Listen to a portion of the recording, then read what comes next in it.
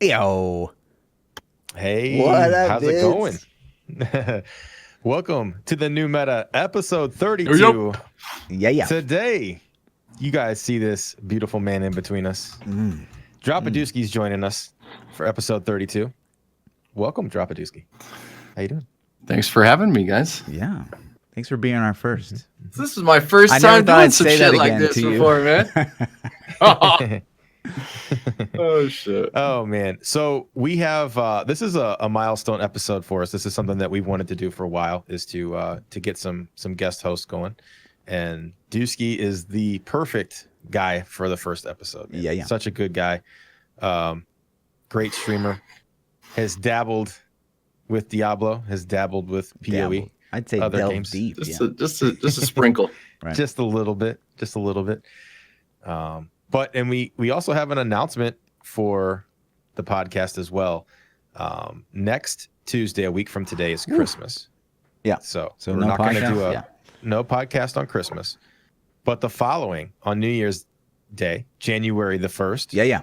there is going to be a podcast. And we have on the podcast on January 1st,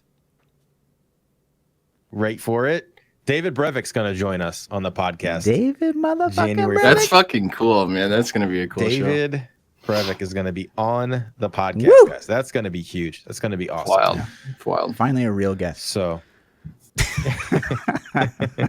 Shots fired. shots fired. But anyways, that's, all that. We got Dusky here today, and Yeah. I'm so excited that you're here. So, Dusky, for those who may not know who you are, you're crazy. I don't know how you don't know who this guy is, but how long have you been streaming? How'd you get into streaming? Tell me about yourself, man. So I've been playing games forever since I was a kid. Mm-hmm. Parents hated it. That's probably why I ended up doing it more, to be honest with you.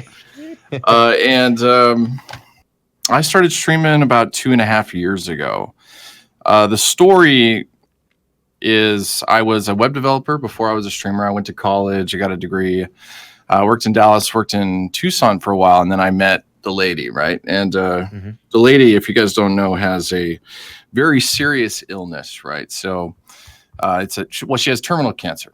Now, most people don't know this because I made a point to not let people know this, but it changed perspective in life. We were working, I was working, she was doing her thing, and she noticed that I watched streams. She bought a camera and it sat there for a year, right? And I was just getting stressed out and work sucked. And, as things got sort of bad for a while, even though it's great right now, right? She's doing fine. Everything is good. But, I came home one day and was just sitting on the couch, fucking doing this thing. And we kind of just had a conversation and realized that life is short, man, So I fucking quit my job. About 4 months later, we saved up as much money as we could and gave it a go. I think when I quit my job, I had about, I don't remember what it was, 220 followers. I think I'd made in total about $40 on streaming. That's elite. Just Damn. said, fuck it, let's And you do were a it. developer, right? I was a developer. And, just to give you a little context on that, I know that's kind of a bomb, but my community knows that. I mean, it's something that I've shared already. So it's not like a announcement on the podcast, It's, honestly, people didn't know sooner because when we made the decision, I wanted to make sure that if I got popular, there was no other influence, right? I didn't want any sympathy. We didn't want any of that stuff. We wanted to make sure that it was something that I was suited to do and that I could pull off. And then as we got closer with the community, as many people know, I'm very hands-on with everybody. Like I'll talk in Discord. I'm in there. I'm the kind of streamer that, I'm friends with a lot of people in the community. So at some point it felt necessary to let everybody know. So I don't want to drop this and change the dynamic of the stream. I just want to make sure that people know the actual story. And so it's been 2.5 years. Started out with Diablo and League of Legends, actually. I did a little bit at the beginning. Yeah. Nobody really knows that. But stuck with Diablo because it was honestly my favorite game, man. For a long, long time, it's been since Diablo 2, right? The very first PC game outside of like Oregon Trail and Lemmings and shit was Diablo 2, a little Doom here and there, and I've always loved the franchise. I mean, up until recently anyways. So, and I still have love for it. It's just it feels like it's in a different spot right now, you know. Right. So have you been playing since vanilla Diablo 3?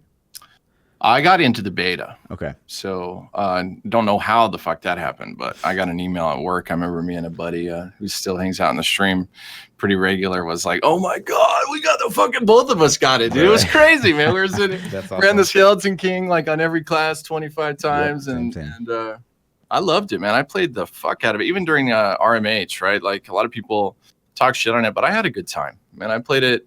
All the way up until a couple of months before Reaper of Souls, and then a buddy whispered like, "Hey, you ever played this game League of Legends?" And I was like, "Not really." And then I just fell into that hole for like 2 years or whatever.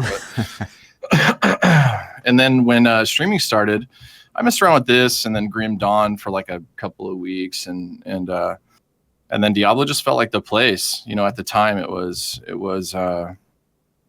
where I felt the most comfortable and where I spent my time. I mean, I'm playing games whether I'm on stream or not.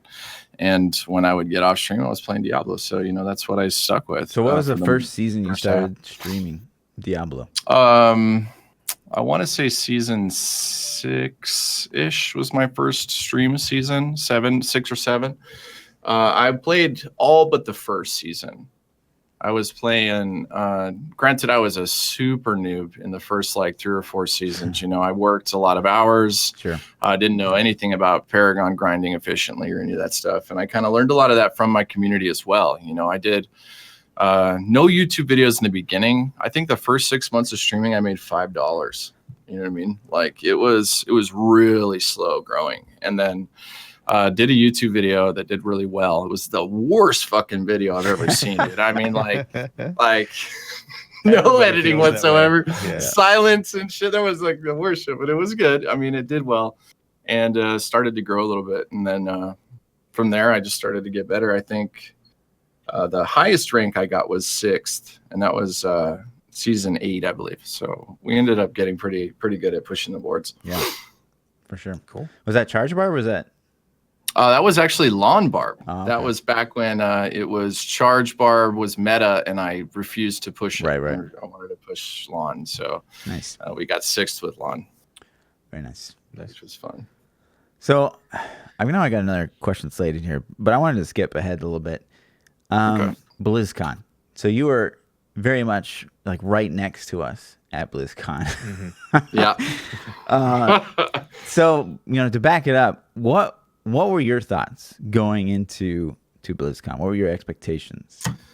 To be honest with you, I mean, I had already been playing for about 4 months at that point, and I was kind of over Diablo at that point because I felt like, I mean, you have to remember at that moment we were sitting in like 11 months of no changes, right? Sure. So it was, and I had already been kind of burnt out before the previous patch, just based on the way that I had been playing, you know, 16 hours of fucking rats, or before that it was wizards. It was just, you know, it was too much of the same thing. So Diablo or BlizzCon for me was this moment where I was thinking, okay, this is when it's going to happen. This is when I'm going to feel that draw to come back, right? To come back into Diablo. I've taken a season off. Sorry about that. And obviously that did not happen.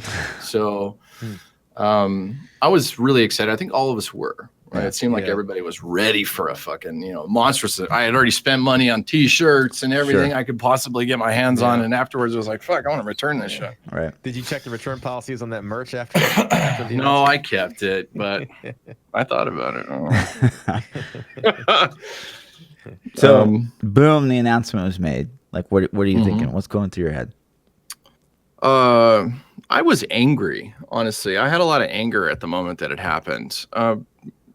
In my mind, it felt like, because I had heard whispers of it. Somebody stopped in my stream. I don't remember who the fuck it was, but there was somebody that stopped in and said, I've heard what it is. It's going to be a phone game and the Switch only, right? And I laughed at him, and everybody in stream was like, fuck you, you know, that's fucking bullshit.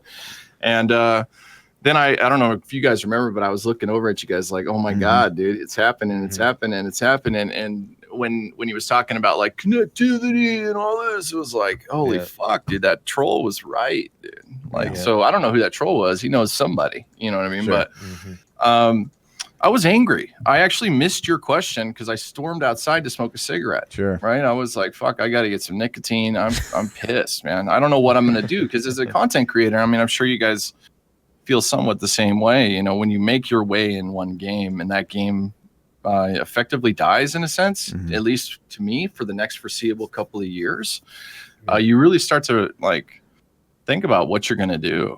And I was hoping that was going to reignite the fire that I had for Diablo in previous years, and it just didn't, right? Obviously. Right. Yep. A lot of eggs go into one basket, and then if that, you know. But yeah, right when it's announced, you're in a lot of trouble. you actually you just knew like immediately as soon as he was like, "And we're using our phones to increase our blah," and you're just like, it was the troll, dude. It's like, oh, it popped in my head immediately. I can't believe I can't remember his name, but I was just like, I remember laughing him out of it. I was laughing. I was laughing in denial. I'm like, oh my god. Right. I can't believe it. And you got some sweet seats there too, so it was like, woo. Oh, I know. That wasn't me. I can't take credit for that. Right. That was J-Ro and Prometheus. They grabbed them. I was still plugging around the back J-Ro trying to get and the fucking area. But so man. yeah, BlizzCon blows over.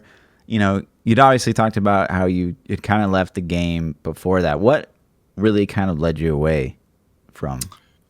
So for context, I had played PoE about 2 years, like right after I'd started streaming. You know, I was doing this. I had started out with this intent, like, oh, I'm going to be a variety streamer right off the bat. And as you guys probably know, it's a lot harder to grow as a variety streamer from the start. Yeah.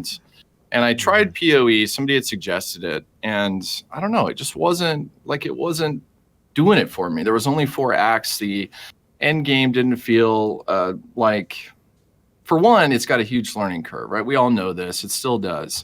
And so back then, I didn't know what the hell was going on. It felt like I got to end game really fast. I finished the 4 acts. It was done. It was like, man, I can't focus on this. And plus, I was still already really enjoying the seasons, right? I had been playing Diablo as well. So this was more like my PoE week, and we did it. I didn't enjoy it. Back to Diablo, stayed on Diablo. So after the last season I played, which I believe was 11, ranked pretty well. I don't remember what I got, like 11th or 13th or something. And a couple members in the community were just about to start Incursion, and they said, it's way different now. And these are guys that I chat with regularly, you know, they're buddies of mine, and said, just come give it a go for a weekend to see what you think, you know. And that was the intent. It actually started on what I have random Saturdays. It started on a random Saturday stream, and it's been on since that random Saturday stream for the most part. It just hooked me right away.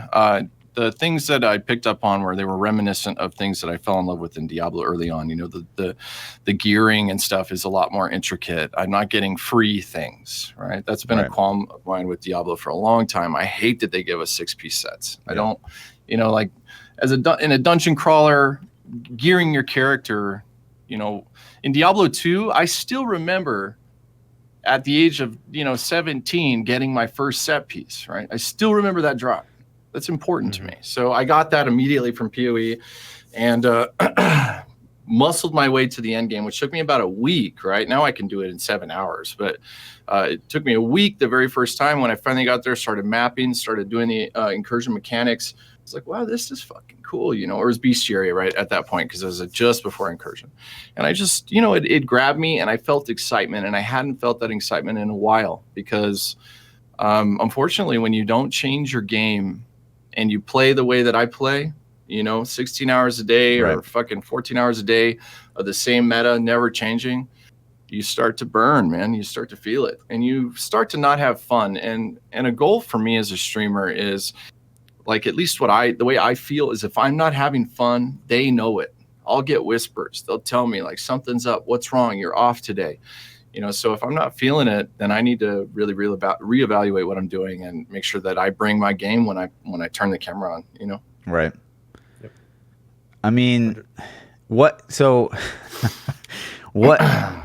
after these crazy 16-hour, 17-hour, like, what keeps you going? So you get a little bored grinding in Diablo 3, right? Yeah. Yeah. What's different? What's different in PoE? Okay, so For context, for 3.5 seasons, I played Rothma speeds, and then I played multiple different barbarian builds, and then builds that I had already played in Diablo before, right? The meta is like a revolving world in Diablo, right? So if Zombie Bears isn't meta now, all they have to do is buff one item, and then Zombie Bears is back. Even though I played Zombie Bears fucking a year ago, right? What keeps me coming back to PoE is my first league, I did 16 builds. My second league, I did 19 builds. I just started my second build for Betrayal, so I don't know what that total is, but it's a lot. I'm not, I'm not doing quick math. I'm tired. Sure.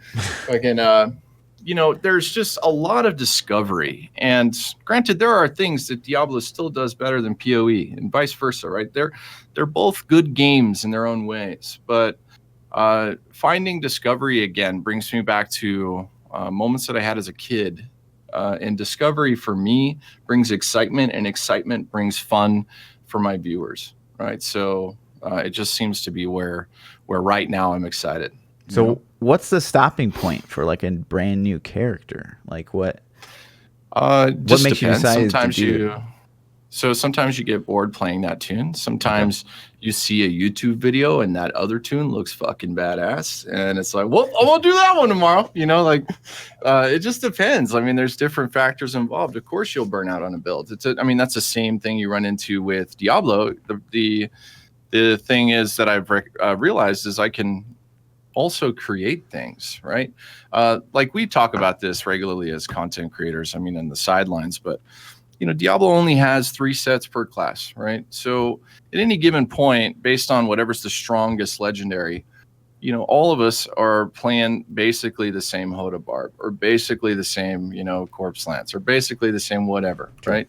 Whereas in PoE, you can, I can create a build and it's mine, right? I made this thing. And nobody has the exact same thing because I'm doing it a little bit different, and it's using a different gem or different support gems or doing damage in a different way. And to me, as a content creator, that's very enticing, right? I just started making my own builds, so it takes a while to get your head wrapped around a tree and the uniques and the gems and how they interact. And I'm starting to feel confident in a way that, so I've even just gotten more and more excited. Like, oh shit, I made this thing and it can kill shit, Let me ask you a question. As somebody that doesn't play PoE, you guys both play a little bit. I've never touched it for real. How long does it take to level up a new build or level up an alt or switch classes? Like in Diablo terms, once you get a character leveled up, your second character is much faster because of the mechanics they have built in the game. Same. You can spend your blood shards and things like that. Second character is much faster, but it's all slower, right? There is no power leveling. You can't power level. You have to level, which is one thing that I actually like. I think that developers and companies they put time into that portion of the game. Those portions of the game should be significant. It shouldn't be worthless. If you have worthless time in the beginning, then why do it at all? Right? In my opinion, if you can go in and get a character leveled in literally 2 minutes, like what's the point of even having that arbitrary step? It's 2 minutes of your time, right? So I think that leveling is a part of a character's development, and feeling its power go from I'm throwing like one little fireball to melting the screen, right? And seeing that evolution is important. So in PoE, for a brand new character at the start of a league, for a brand new player, it can take up to a couple of days to get to endgame. For me, on my very first tune, I can get there between 7 and 10 hours. On my second tune, I can get there between 4 and 7 hours, right? It just depends. Like now I know a lot of tricks. I know what items to look for. I know how to craft +1/1s. I know how to make rings. It's all knowledge. It's the same thing in Diablo, right? Think about your first season where you got, 172 Paragons. It felt like a boss. And then on season, season 6, you're getting, 1,000, 1,200. Season 12, you're getting 2,300. It's just understanding and learning the mechanics better as you go forward. Right. So what would you say like the process of endgame in PoE is? Is like getting the Uber Shaper? Is that you're done or? It depends. See, another thing that I like about the game right now and that's kept me there is there are multiple avenues, right? Like I can farm for a god tier unique, right? A headhunter is a belt that is very expensive and very rare. And it's the first one I farmed took me 2 weeks of slamming my face against the same map, looking for these drops. I finally got it. It was this big moment, you know? And then the next day, I can shift focus and construct my builds to fight a boss that's hard. I want to put I want to make sure that that's clear when we talk about Uber Elder. There is nothing in Diablo remotely close to the difficulty of Uber Elder. Right? It is a boss. It's not scaled up because of the GR you're in. It's the boss. Here's Uber. Sure. It's hard, right? Like you could arguably debate, like, well, if you're doing a 116, the Rift Guardian's really hard. Yeah, but if you're in a 1, that same boss is trash.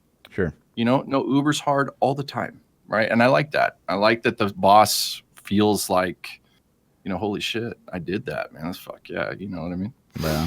Yeah.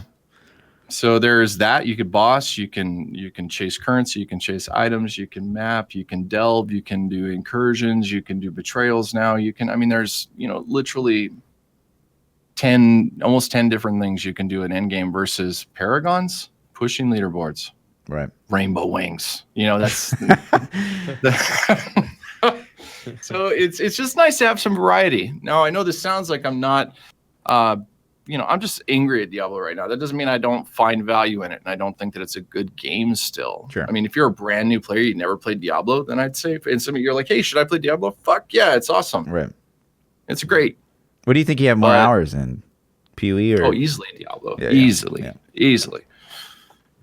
I'm still a noob in fucking PoE. What are you talking about? Yeah. So That's funny. what do you think PoE does right that Diablo doesn't? Loot to me has meaning, and I know I've heard a specific argument about, well, you can trade some items, like, to give context, like some items cost multiple exalts. Right. Farming 10 exalts is hard. It takes time unless you have a lot of knowledge and you know how to trade.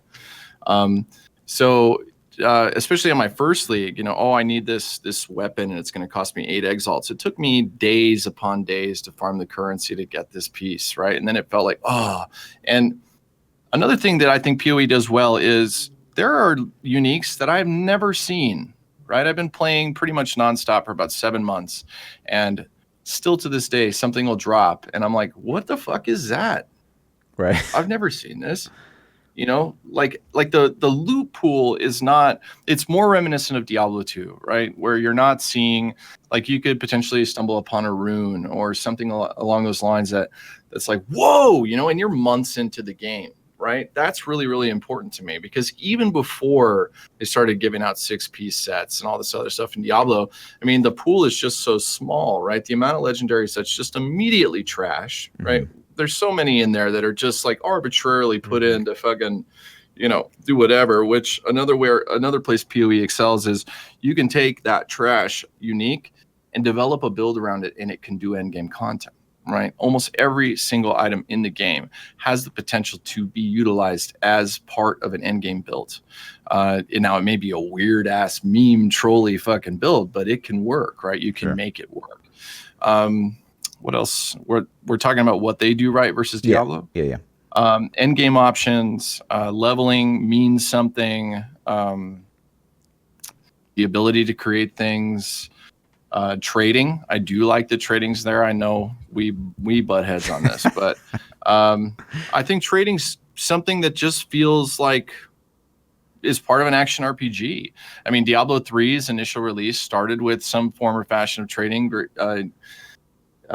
Meaning the auction house, which, granted wasn't the greatest thing. I don't think it should have had real money involved at all. And I don't think, because if we want the definition of pay to win, Diablo 3 was pay to fucking win when it came out. I want an Echoing Fury. I'm going to spend $10 and get one. Right. Yep. Right. For sure.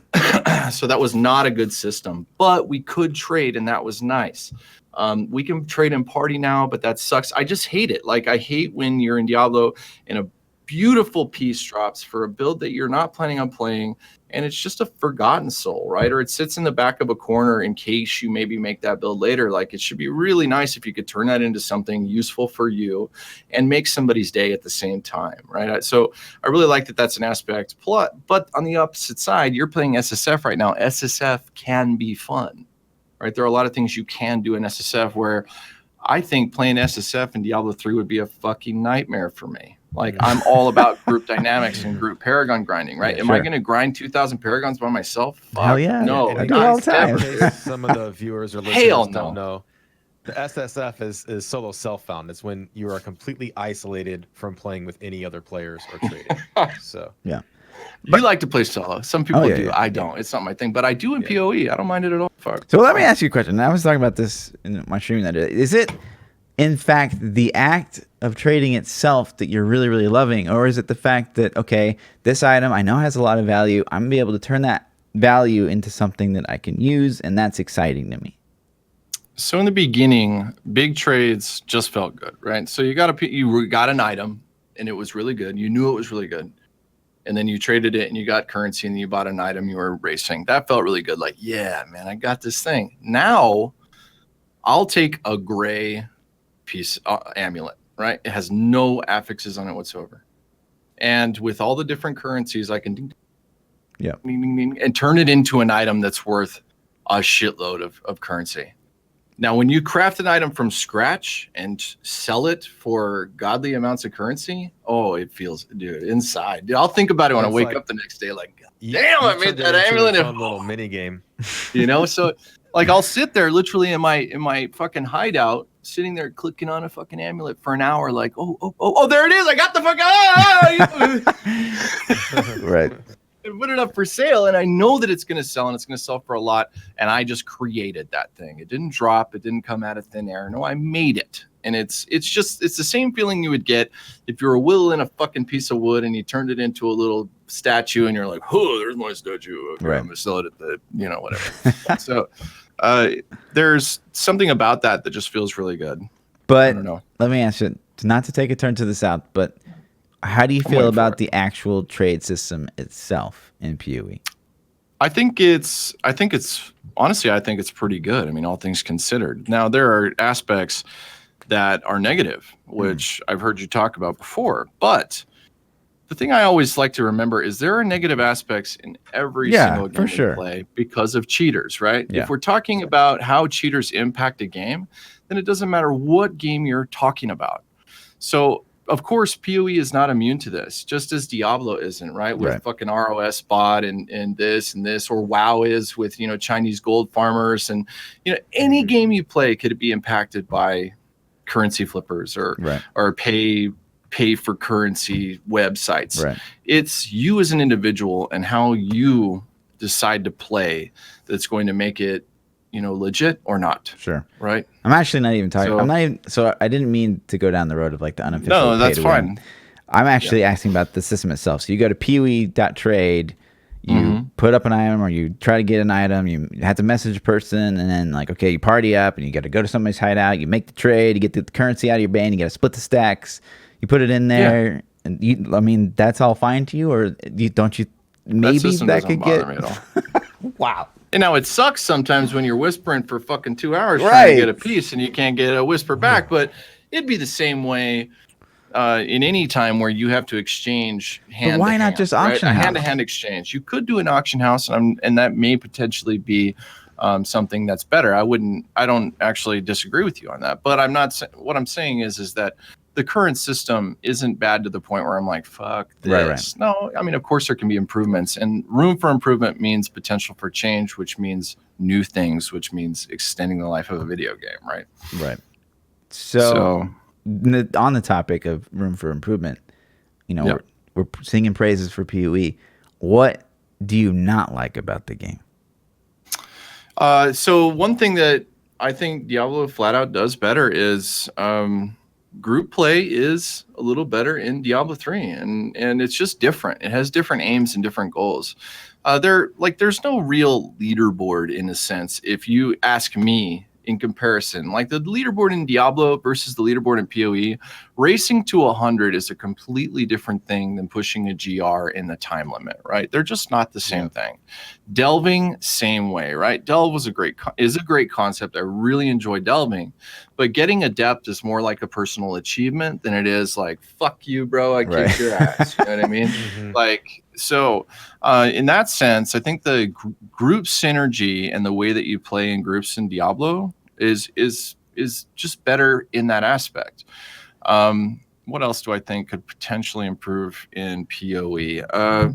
Sometimes it seems to me, at least in the beginning, sometimes damage felt as though it came from nowhere. But as I've learned more things, that's becoming less and less apparent. Like I'll get too many bleed stacks, or I stood in something that had potentially, more lightly visible things, and now that I see it, it doesn't happen to me anymore. I mean, there's certain aspects of the way damage is dealt that I feel feels iffy at first, but not. Maybe it's not. Maybe it's my lack of knowledge. Who knows? I mean, we're literally talking about a game that could fill my whole room with information. You know, so there may be this little tidbit up here that I don't know that's causing this thing to happen. But from face value, it feels like, fuck, I just died and I don't know what happened, dude. You know what I mean? So maybe if those things were easier to track down or easier to understand, then that could potentially at least prevent some of those rage moments that a lot of players run into in the beginning. How do you feel about the death penalty? Because Diablo softcore has no real death penalty. And on PoE, there is one, right? I like it. Lose experience. Yeah, I do like it. Reason being is it gives you... So, example, Diablo, right? Sometimes just for the fucking, for the hell of it, you're running around dying on purpose. People are laughing. It doesn't matter. It doesn't matter at all. When you're starting to push and get close to a level in Path of Exile, you start to play the game differently. And it doesn't mean that you necessarily play at a lower level. Some people opt to do that route. I don't.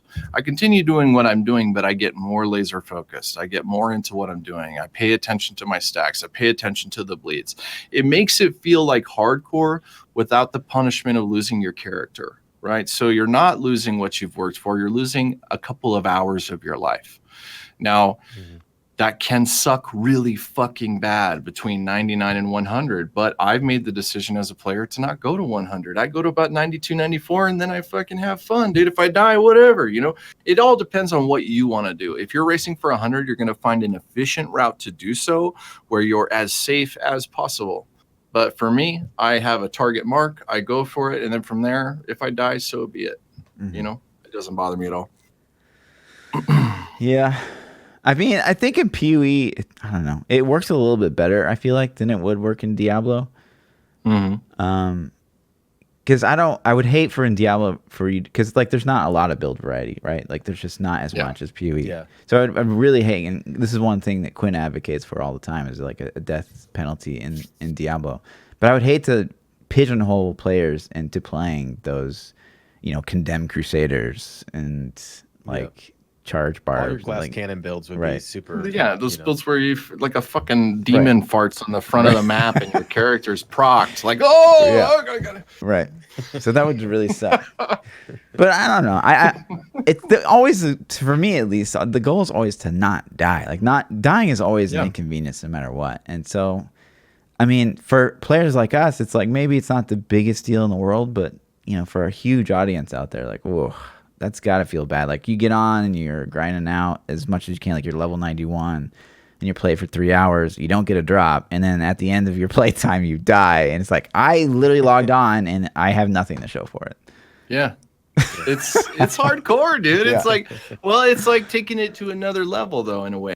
I mean, if you're in, some people are into that, right? Like as I was saying with the whole concept of like free 6-piece sets and power leveling and all these other things, it's not that like you can have days. I was trying to make an amulet earlier and I'm using these little pieces of material and I didn't get lucky and spent 3,000 of them trying to get this thing, right? And at the end of it, I still never got it. And I was sitting there like,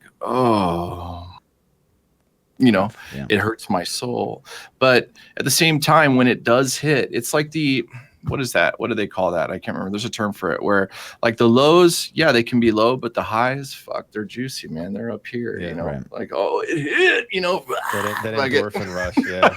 Right. So it's a give and take, right? It just depends. If you have a golden day, you get it, and if you don't, then you feel it, you know. So if you had to kind of like categorize each game, like what would you say? Like, okay, to me they're completely different games, almost. I agree, 100%. How would you kind of categorize each game? Like, what would you, if someone's like, what's PoE, what's Diablo? Like, what would you even? So if somebody was like, tell me what Diablo 3 is, I'd probably say an arcade style action RPG that's pretty fast paced, easy to just dive into and play, and can meet the needs of somebody that doesn't get a lot of hours to game. Right. I would say that PoE can do that as well, but the learning curve is there. So it's not it is going to take time to get used to. So for Diablo, I would say it's more of a, you know, there's less risk, right? There's less risk and it takes less time to get in. You can kind of log in, do some riffs and get off and feel like you accomplished something. In PoE, it's a lot harder to do so because it takes time to get your build prepped. And like, granted, once you're in endgame, you can get on, do a couple maps, get a couple drops, get off and feel good. But to make those big achievements, you know, it's going to take you some time and some preparation. So it just depends. Like, Diablo is definitely more palatable for somebody that's only got, you know, an hour a day to game, right? And they just want to experience the end game. They want to get a couple clears and they want to fill up their build, right? In PoE, it does take a lot more time investment and know-how to finish your builds. And when I say finish, I'm talking min-max, not make it functional. You can make it functional pretty quickly. Yeah. But if you're looking for like a god tier setup with like 1 or 2 primals and all ancients, then it's going to take you some time, right? Whereas this last season that I did, Level with a Cause at the very beginning, and that was the only thing I did for the season. I was, what was it? 9 out of 12 ancient by Sunday. Damn. You know what I mean? Or whatever. Yeah. So it's like, dude, what the fuck, man? I'm already geared. Right. Then you're just grinding Paragon. Right. Yeah. And I kind of agree with your kind of assessment. I always say that, like, so to me, Diablo's like, it's this little bit of progression. And it's really easy to get into. So it's like you got your complete casuals and you got your like crazy hardcore competitors. And that's what I think the strength of Diablo is you got a little bit of progression and then a ton of competition that you just don't really get in a lot of games for PvE. Like leaderboards are they're just not really rivaled. And then you have PoE, which is just like this complete loot and shoot, like endless progression. You can infinitely progress pretty much if you really wanted to. And that's pretty hard capped unless you're just getting main stat in Diablo. So that's kind of how I always, at least, and I don't know if you agree with that or not. But no, I do. Actually, I do. I think there's a lot more discovery in PoE, but at the same time, I mean, you pay for the discovery, right? You're going to pay for it in time investment and other things. So honestly, I don't think either one is bad. What I think is they're different. And, you know, as a gamer, you have to make the decision as to what is going to be the right one for you. Sorry, the chair is noisy, boys. I apologize. But I don't know, being somebody that came from D2, like I started with D2, I got now at the game at the point it's at.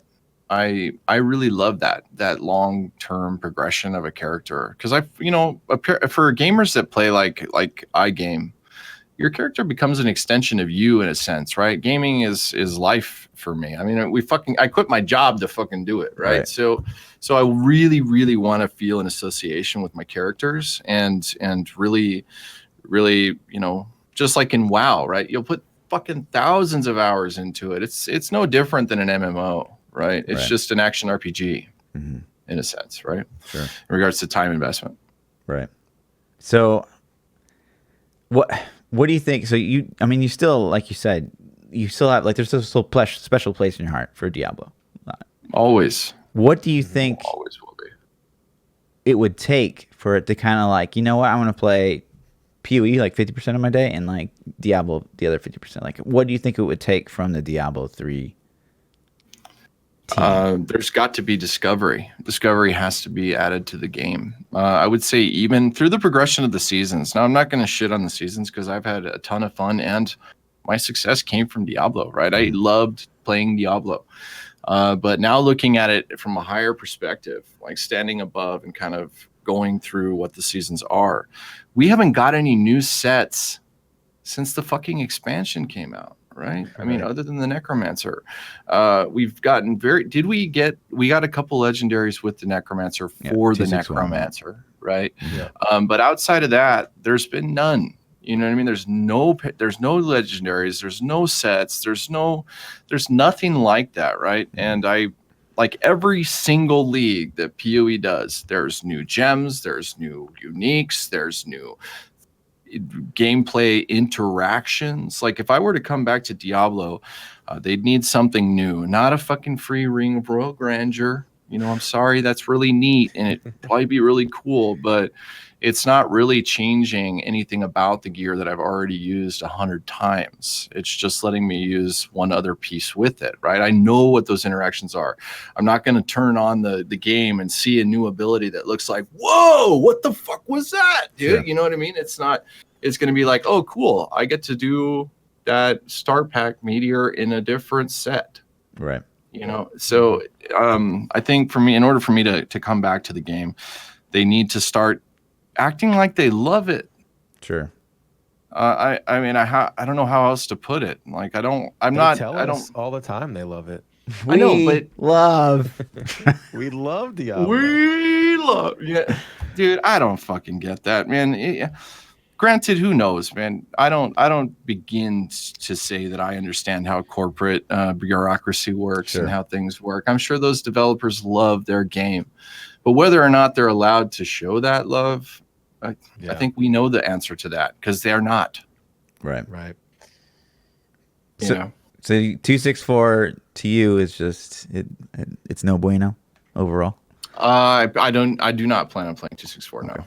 I think that it's cool and I think people will have fun doing it, but right now I'm discovering things. I'm seeing things that I've never seen before. Do you ever miss that that's fun. Leaderboard push, you know? Sometimes. You know what I don't miss is fishing. Sure. Yeah. I don't miss fishing at all. I've always hated fishing, and because of the way the game is designed, it's part of what it is. Before I played something else, I didn't really think about life without fishing. Now fishing is purely reserved for when I go to the lake with beer and fucking drink and make steaks and catch fish. Sure. And I like that, dude. Yeah. I'm with you on that. Yeah. I don't know, man. So, I mean, I've killed like all the stuff in PoEs and nothing has ever given me that feeling of like, okay, you know, I just sit at 117, 2K. No one's even close. Like, I don't know. It's just, there's something about that. It's almost like PvE, VP-ish competition that I can see that. PoE just can't capture, for me at least. I do fill that void, though.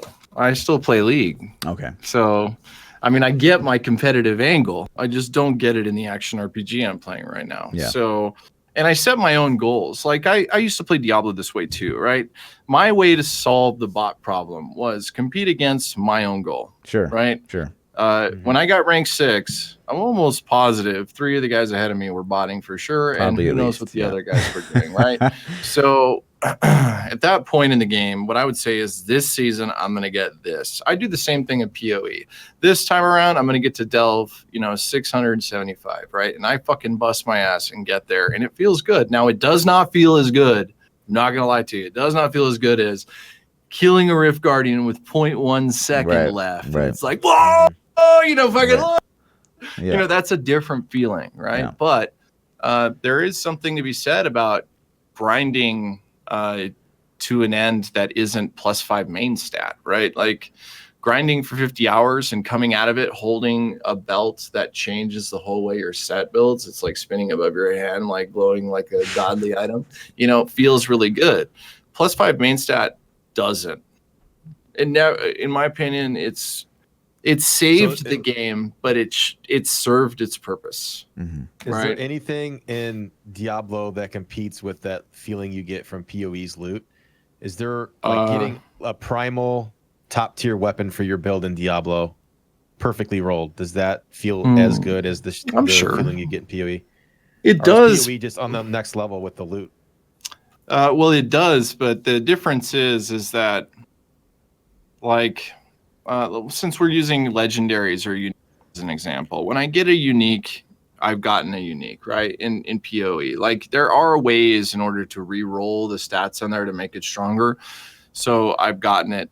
But it's unique, right? So I got this thing. Like if I get an Impulsa this league, I will probably most likely never see another one.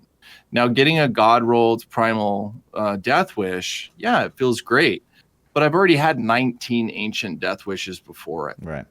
You know what I'm saying? So it feels good, but at the same time it's diminished because I've seen the item so many times, right? So it builds up in your head. That very first ancient drop probably feels better than other drops in my opinion, because you haven't seen the item yet. It's still a mystery. Even though you know it's there and you're hunting it, you haven't seen it, right? Sure. And you got it, and now the build functions. Yes, right? Once the build's functioning, you get a better upgrade to that same item. Yeah, it's awesome, but it's not fuck yeah, it right. works now, right? You know, it's not as impactful because now the build does 3,764,261 damage versus, you know, the 3,100,000. You know, it's a little bit more damage than it was before. So there's a different feeling, but they're both very satisfying. Right. So I wouldn't say that Diablo's is bad. It's just not the same. Sure. You know. Now, I think I'm of a rare opinion that I actually do like Paragon. I think it's a little too strong, but I do like that any player, no matter what, if they log in for 3 hours a night, if they don't get an upgrade, nothing happens. At the very least, they've increased their character's power in some way. The problem, obviously, is that people can just get on 24/7 with a third-party application and then destroy the game for everybody else. But the idea in itself, I think, is pretty positive. Well, and instead of like in PoE, you could do the same thing. Like I get on for 3 hours, okay, I get a bunch of chaos orbs or something like that, and that's more chances at getting a better item and stuff like. And so it's kind of the same ish, but you take out the luck. There is a difference, yes. And one thing I will state though is PoE. Yes, it requires luck, but the more knowledge you have, the less luck it requires. Sure.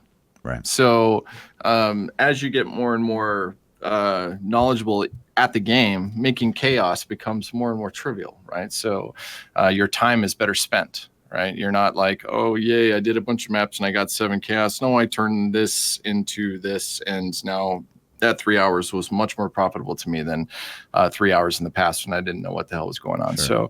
So now granted, Paragons, like I said, they serve they're actually a perfect purpose for a game with a loot pool like it has, right? Sure. When you're running around on a gear that's a set that's fully set up, what else can you do, right? What else can you do? So in a sense like that, Paragons, yes, they are very important. There is a lot more flexibility in PoE builds, right? So the way I look at it is I could have my cookie cutter, here's dude guy's build guide on whatever, and I'm chasing it in PoE. This one item could drop and I see that, oh, this one has some lightning damage on it, but it's not in his builds. Let me put this on and see how it interacts and engages with my build, right? And you could potentially stumble on something that's better than his or plays in a different way. So, you know, that discovery is really enticing to me and to a lot of players. I think it's nice to see that's in place. And since we've already talked about the leveling, what is it? The problem with deaths, leveling still matters in PoE too. Right? You get an extra point that gives you 5% more health or 5% more crit strike multiplier or whatever it is. You're not getting 5 strength. Right. You know, or whatever. So leveling still does matter. I do think Paragons, like in how you're talking about them, I do also agree that they're too strong. They should be +1. I think the numbers are getting out of fucking control at this point. And in my opinion, like if you were clearing a 105 last season, and then they turn everything to 11, and you go in and clear a 120, but got no better at playing the build, you haven't progressed as a player. You just got a prettier number because they gave you. But there's psychology to that as well. Though. There is psychology to it. I know, but if your end goal is to be a badass. Then you don't want to see higher numbers because of an arbitrary number increase. You want to see higher numbers because you got better or more proficient at the build, right? And how are you going to track that if they just fucking throw you 50,000? But that goes back to fishing too, because you're fishing a better build too. Or you know, you could get that rift last season and you don't get it this season. Exactly. Right. So I don't know. They're both good. They're both good, and I will never like. I've made a point over the past 6 months that I've been playing Diablo that I do not shit on that game. Like even in my PoE streams, I'm not in there like fuck this, you know. Fuck no, I never will because it's a good game. But they're both different beings, right? They're both different things. Like PoE's more of this exploratory, you know, loot based, big boss encounter kind of thing, whereas you know, D3 is kind of high octane leaderboard pushing. You know, this, you know, they're both dynamic and interesting. They're just different, you know. So it's okay to like both. Fuck, who gives a shit, man? You like a game, you can play another one too. No big deal. So I know you don't have to make this decision in PoE because they give you both all the time. But if you had to pick between more builds or more things to do, what do you think you would choose in Diablo? More builds. Really? More builds because it gives me more things. Well, I don't know. It's hard. That's a hard that's a really hard question to answer, to be honest with you, because we have no idea what those things could be. Right. So if you're gonna give us another challenge, go fuck yourself. But if if they're giving us like quadruple bounties, keep it. Fuck, I don't want that shit. I don't run them anyways. Yeah. You know, so but if they gave us something really neat, like, you know, you go fight Imperius and Diablo at the same time, and it's like a big Uber Diablo fight, and they're actually really hard, and it doesn't matter what damage level you're at, it's the god fight, you know, that would be fucking cool. That would be something that you could conquer. Most of PvE battles get old to you though? Like once you know a fight, it doesn't keep its. I mean, and there's nothing like that in Diablo, but I would just relate WoW, like we both play WoW a little bit. So once you learn the mechanics for a boss in a raid, it becomes trivial. The hardness goes away once you know exactly what to do. You know what I mean? In a way, like granted, it's hard for me to answer that question because I'm not like a 20,000 hour PoE streamer, right? So I haven't I've killed Uber Elder once. Okay. Yeah.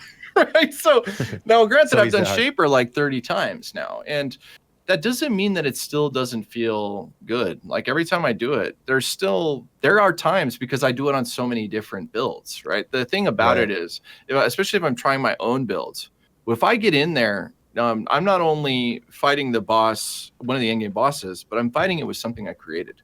So I you know, you get those nerves like, fuck, is my build gonna work? Like I think like I crunched the numbers, I looked at everything, it should be fine, I should have the mobility, I should have the regen, I should have blah blah blah. So getting it down, even though you know the mechanics, still feels great because you did it with your own thing.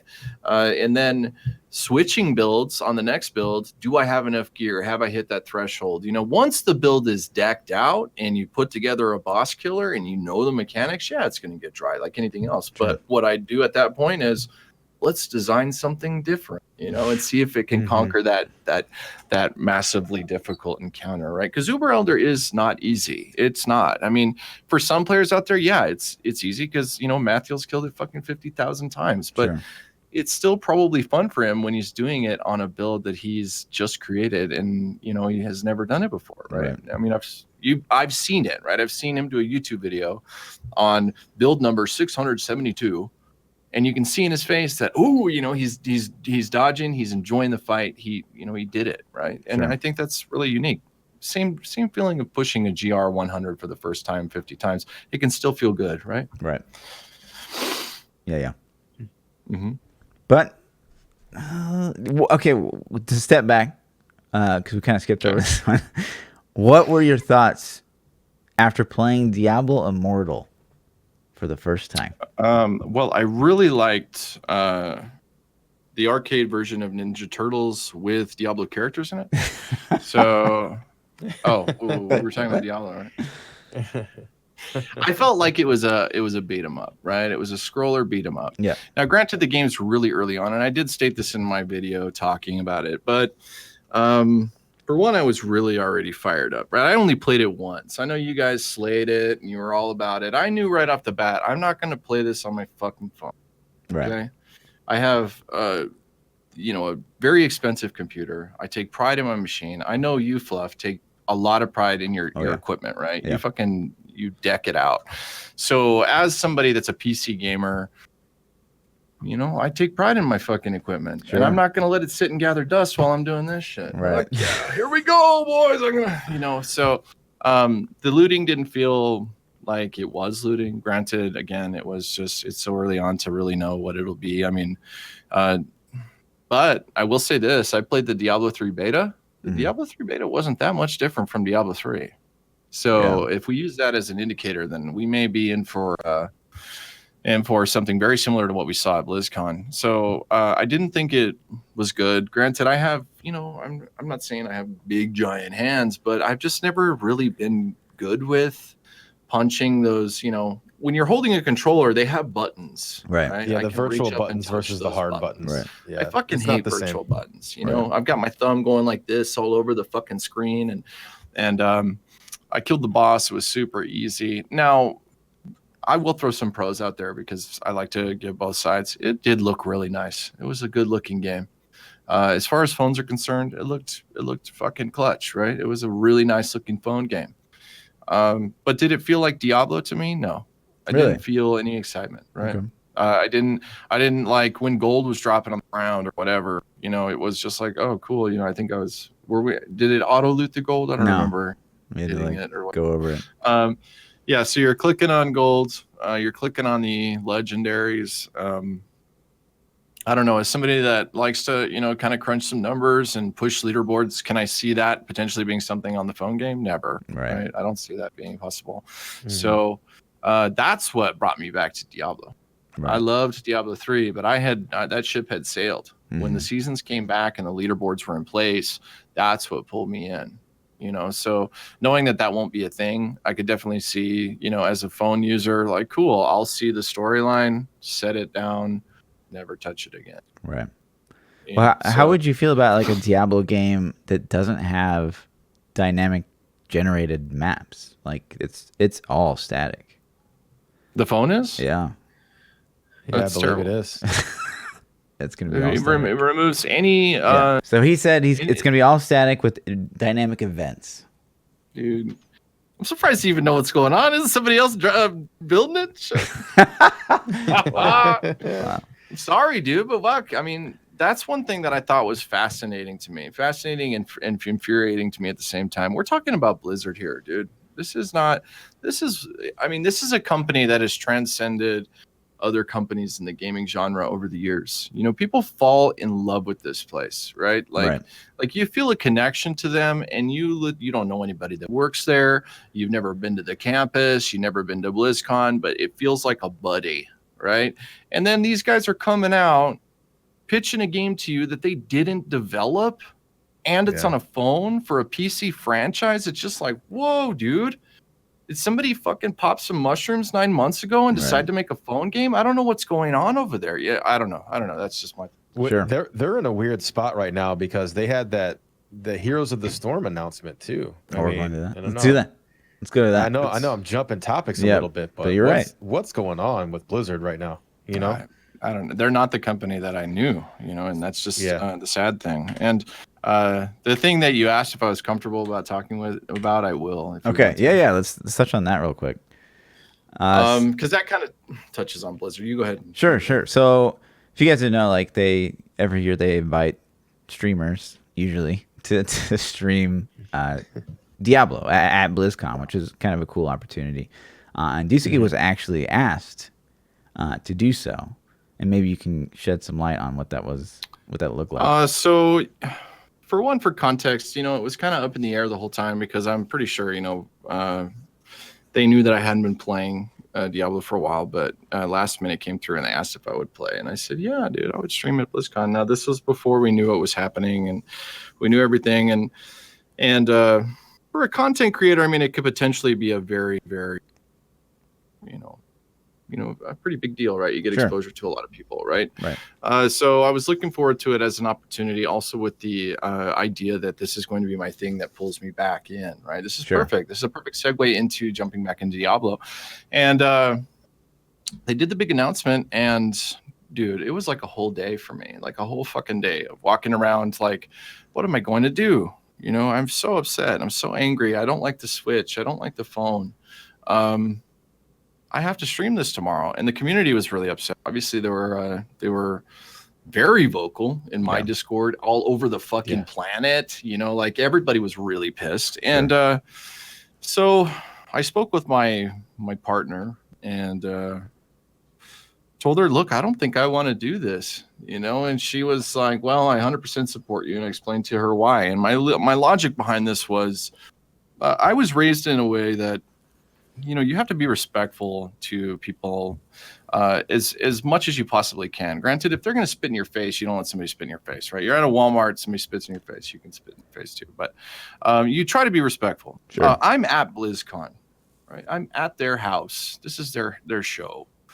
I'm not going to get up as somebody that's been asked to go into their show and for one, I won't sell a product that I don't like. Sure. Right? I'm not going to get on and talk good about something that I don't like. 2, I'm not going to go out there with, Wyatt and Brandy and everybody sitting back here and say, this is fucking trash. I can't believe you fucking did this. Sure. This is the stupid, this is their, they're human beings. Right. Yeah. And I've met Brandy. She's amazing. She's really cool, or at least she was very nice to me when I met her. And I didn't want to create this moment where it was like, I'm not going to lie to my community, because that just you lose all credibility, I think, as a streamer when you're lying to your people, right? So I'm not going to sell them some shit that I don't like, and I'm not going to do this at Blizzard's house. So yeah, it might have been a good opportunity for me to get some viewers or whatever, but those things come and go, man. Right. There'll be a moment when it feels right, and I'll do it. And this wasn't it. Sure. So. Damn. God damn. But this Heroes of the Storm announcement, to jump ahead again. Basically, I'll talk about how I feel about it at the end. All right, so Heroes of the Storm, they come out and say, hey, we're still gonna support the game and continue to do stuff to it, but like we're significantly pulling back like our efforts on Heroes of the Storm as a franchise, which has a lot of people in uproar, and it does seem that Blizzard just continues to make very controversial decisions for some reason. Who the fuck knows what's going on? It's got to be a financial thing. I mean, it has to be. They must not be making money on it. Sure.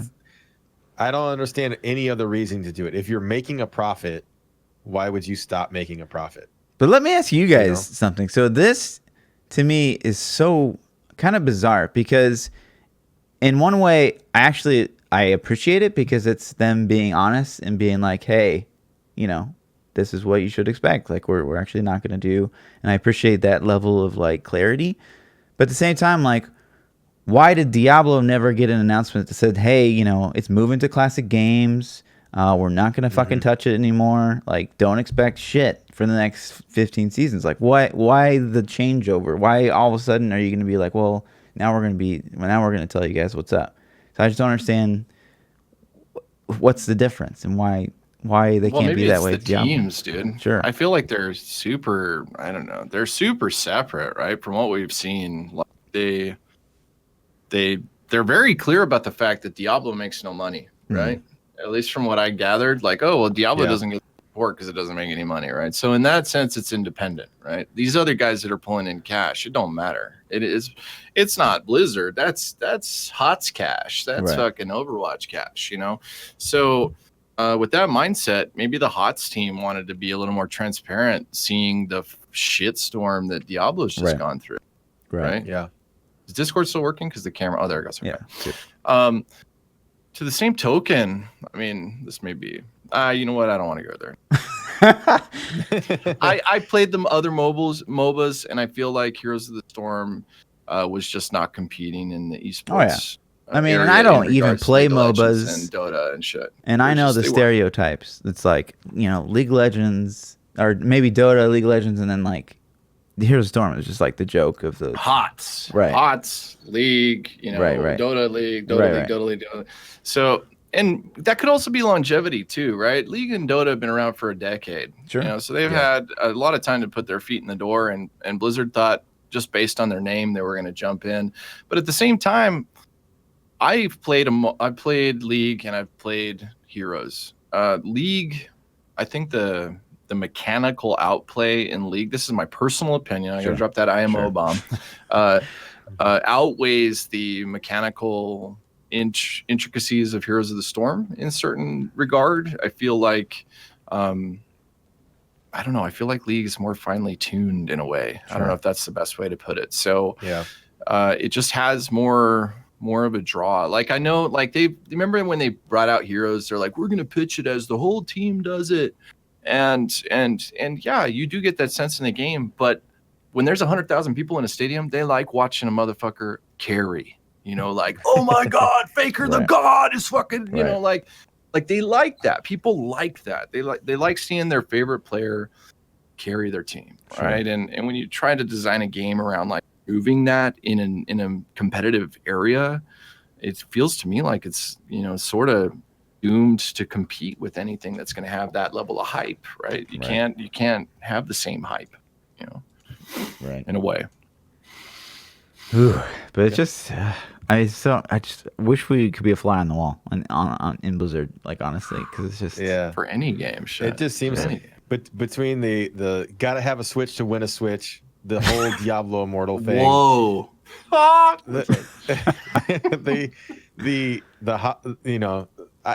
don't know, man. Something. And then even just like within Diablo itself, mistake after mistake. Right, like they give us the "we hear you." Okay, and this goes back. We're going to jump forward a little bit again. So we get the updated season 16 notes today, right? Yeah. And they give us a forum post that says "we hear you," right? And they encourage us to provide feedback on PTR. And they made like one post since then that said, hey, we're going to extend season 15. And so, people get on the forums and they're like, okay, we're turning over a new leaf. Like, let's give all the feedback we can. And then today we get the updated notes, and there's literally 4 changes. Yep. They've nerfed Raycor a little bit, which I don't even still know why Raycor got buffed. They nerfed Talrasha, which is the right play, absolutely. They nerfed Inez, which is, again, the right play. And then they buffed Lon, which, I mean, you guys know how I feel about Lon, but it's just like, you didn't listen. I mean, I just don't feel like they listened to anything. I tweeted at them. I made a very long forum post. I made a video specifically targeting what they could do to improve Necro, and very easy, like number changes and fixes that they could do to completely overhaul the class. And it's just like, well, I mean, what do you mean you're listening? Like, it just doesn't add up. Do you really think they've been listening for years? I mean, come on, dude. Let's. It's. I do want to do some comparison here. One more thing. Sure. When I go to the PoE forums, it's 90% positive in almost all of the things I see. You go to the Diablo forums, 90% of it is people saying, fuck this, fuck that, this and that. And I think a lot of that comes from the interaction. A lot of us don't feel like we're heard. Sure. I mean, have you ever felt heard, any of you guys? No. Like, no, dude. Even not at all. we've talked to these people. Right. Like, we were at BlizzCon talking in person, and it never felt like you were heard, man. They didn't even acknowledge, like, maybe they have now already, but the season 15 end date has already come and gone, and so the buff dropped off. And so there was no even communication on that. Yeah. Like, where did the double bounty boxes go? Well, they're here back, but it's just funny because they make a post saying like, oh, we're going to extend the season 15 so you can continue to enjoy the double bounty caches. And then they stop. It goes away. Because it's like hard coded to a date. End date in the code. Lol. And then they announced the launch date, and people make like, okay, I'm going to take off work for the season start on the 11th and put in vacation time and get sitters lined up or whatever, people have going on. And then they're like, oh, just kidding. It's going to be the 18th now. Yeah, it's they like, just changed it again. What? 3 times now. 3 times they've changed it now. And I get it. Stuff happens. I get it. So, but maybe clarify, like say, hey, I know we said we're going to start on the 11th. Right. We found a bug. We really got to squash it. We're going to put it back to the 18th. Right. But the other weird thing too, while we're on the subject, like the season end date is March 18th, March 17th, 18th. It's like, so it's a 2-month season. It's like, I didn't know that they announced that. I didn't read through the whole thing. Right after. That's not real. I don't know. That's not something that you likely see when there's going to be big, giant changes coming, right? You're normally going to have a pretty lengthy PTR.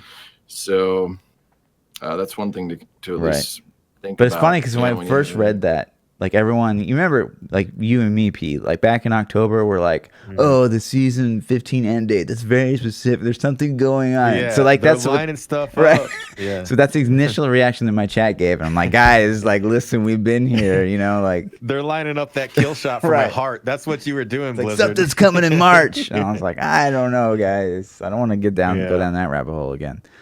Dude, and that's honestly, that speaks to, I think, one of the issues with the whole dynamic right now. Like these like kill shot moments are stacking up, dude, and people are noticing. Right? So over and over and over again, there's lack of communication, there's change of dates, there's no content, there's no word about content, right? They don't even come out and say, like, I mean, because remember they put out that "we hear you," things are coming. This was before BlizzCon, but remember that before that, we went like 10 months with not a whisper. Nothing. Well, I mean 10 months is a fucking eternity in gaming, dude. It's already been 3 or 4 months since the "we got things coming" post, and we still got nothing. Like nothing at all. Besides more iteration of the same jargon. Yeah, it's multiple like, so projects. We got things coming for a year. You're going to say that for a year or more? But I'm 100% agree, Dusky. I think these kill shots are lining up, and you remember, like, burn me once, okay, burn me twice. All right, like you're striking out. So let me ask you. Go ahead. I'd say for me personally, so the Immortal announcement in BlizzCon to me was super disappointing, and I tried really hard to temper my anger and not publicly lash out, not convey it to my community, not post negative things on Twitter. Like I tried to be like, well, let me step back and make sure I get the whole picture before I do this. But as time goes on, man, it just like I'm starting to get to that angry phase, and like all these little things, man, they're just piling up. And I feel like at some point it's going to be like that one straw, it's going to break the camel's back. See that ThaPChild video? It's like, I'm done with Diablo. Yeah, fuck Diablo. God, those fucking videos are dude, they're so dumb. I'm never coming back. Let me ask you, games, man. Right. Let me ask you this though. Me and Pete talked about this like last week or maybe the week before. Do you think it's like, is it that like gamers are just becoming like, we're just getting woke and like we're tired of the bullshit? Or do you just think that maybe gaming companies are just increasingly making worse and worse decisions? Like are we talking about gaming companies as a whole or Blizzard? Right? The whole gaming companies as a whole. Because in my opinion, from what I've seen, now granted, this doesn't take into account every community, but let's just use action RPGs for reference. So right now, the only true competitors, in my opinion, are PoE and Diablo. PoE has embraced a different route that I think is more modern, right? They communicate with the community about literally everything, right? To the most minuscule thing as we're going to have some more MTXs on Tuesday. Right? Like every single time there's a preemptive tweet saying that something is coming. It may not give you all the details. It still keeps things hidden. I've always felt, or at least for over a year now, Blizzard plays off of this like very dated secretive model. Yeah. Secretive model that Nintendo used to use in the 90s. Like all of a sudden there's your oh shit moment at E3, like, oh, there's this thing we never thought it would happen. And we're just not living in that era anymore. We're living in the era where 6-year-olds have smartphones, where people are talking all of the time. And And lack of communication at this point, I think, is running people away. Yeah. So yeah, there's hype, but when your hype comes and people have already fallen in love with another franchise, then you're, a day too late. Sure. A day late and a dollar short is the saying or whatever. Now, granted, they're not the only company making mistakes right now, but whatever's going on over there, I mean, now it's impacting everyone. I mean, 8.0 and WoW was kind of a fucking fiasco. Heroes of the Storm has this thing going on. Diablo, who knows how this is going to recover. I don't know how Overwatch is still doing well, I assume. Yeah. I mean, they're probably their most solid franchise outside of Hearthstone right now. Or, next to Hearthstone, I should say, to Hearthstone. But I feel like that model just has to change. And I don't know where the orders are coming from, right? I don't know if it's, Activision or if it's, old school mentality, considering, a lot of the staff and the upper management of Blizzard's been around forever, right? Even the guy that just replaced him has been around since the beginning, right? So maybe that's just like their way of doing things. But we're in a different time now too. Development doesn't take what it used to, right? Back in the day, developing a game took a lot longer than it does now. We have tools that are, crazy. I mean, you're a developer yourself, like writing code and using just import other people's stuff, right? It's crazy. Yeah, it's so much faster. I mean, as much as many people in the action RPG community don't like Fortnite, I mean, Fortnite has been fucking crushing for 2 years now, and they're fairly transparent. They're putting out content all the time. They're turning, they're on top of it, and they're really pushing out things for their target audience. Granted, they're not making every decision isn't good, but when you've got another decision 2 months later, right, you can wipe that slate. When you drop a bomb like Diablo Immortal and then expect something you'll like in 3 years, that's way too long, dude. All that shit just sits there and ruminates, Right. And I think that like PoE in particular, like I have very vivid memories of like Bestiary coming out and people just really, really not. They didn't dig it. Yeah, just not taking a liking to it whatsoever. And kind of GGG, like just like they came out and said like, okay, we kind of fucked up, and like we're working on and trying to make it way better. And I mean that's awesome. I still don't think it ever really became fun, but to a lot of players it did.